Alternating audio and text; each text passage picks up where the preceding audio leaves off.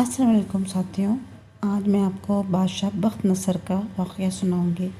تو آئے شروع کرتے ہیں۔ بخت نصر بادشاہ ابتدا میں نہایت ہی نیک بخت اور صالح تھا۔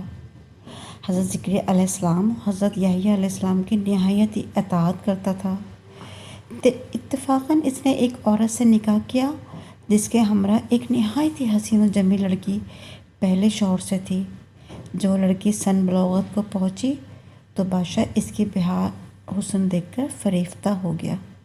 اس کی ماں کو پیغام دیا، وہ بہت خوش ہوئی، مگر دل میں یہ اندیشہ پیدا ہوا کہ بادشاہ پیغمبروں کا مطیع و فرما بردار ہے اور ایسا نکاح اللہ کے پیغمبروں کی شریعت کے خلاف ہے۔ وہ کیوں اس کی کام کی اجازت دیں گے؟ اس لیے بادشاہ سے کہا، تم اس کا حق مہر ادا نہ کر سکو گے۔ بادشاہ نے دریافت کیا کہ حق مہر کتنا ہے؟ جو کہو میں دوں گا۔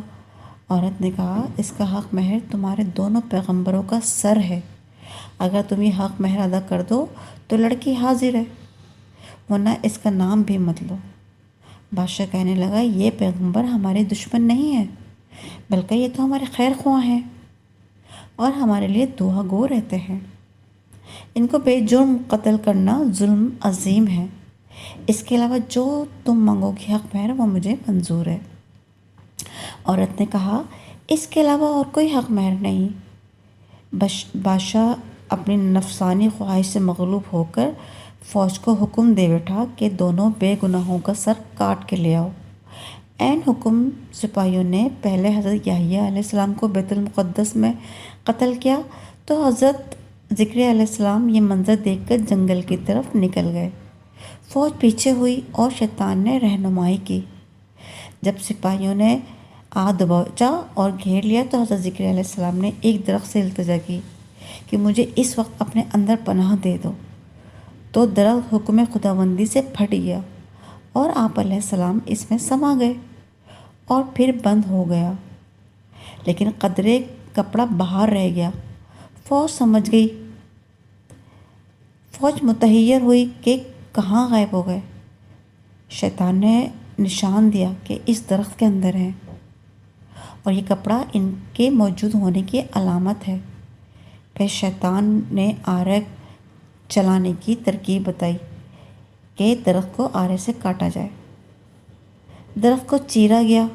جب آرے کی نوبت پہنچی سر تک تو حضرت زکریا علیہ السلام کی سسکی بھری حکم الہی نازل ہوا۔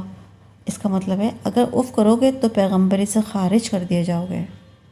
تم نے غیر سے کیوں پناہ مانگی؟ اگر ہم سے التجا کرتے تو کیا ہم پناہ نہیں دے سکتے تھے؟ اب اس کا مزہ چکھو اور چپ چاپ سر پہ آرا چلنے دو۔ غرض یہ کہ سر سے پاؤں تک جسم تک چیرا گیا اور حضرت زکریا علیہ السلام نے دم نہ مارا، نہ کوئی سسکی نکالی۔ جب دونوں پیغمبر اس بے دردی سے قتل ہوئے تو غضب الہی نازل ہوا۔ دن تاریک ہو گیا اور ایک بادشاہ فوج خون خوار لے کر چڑھا اور اس شہر کے باشندوں کو گرفتار کر لیا۔ حضرت یحییٰ علیہ السلام کا خون بند نہ ہوتا تھا۔ جب قبر میں رکھتے تو قبر خون سے لبریز ہو جاتی۔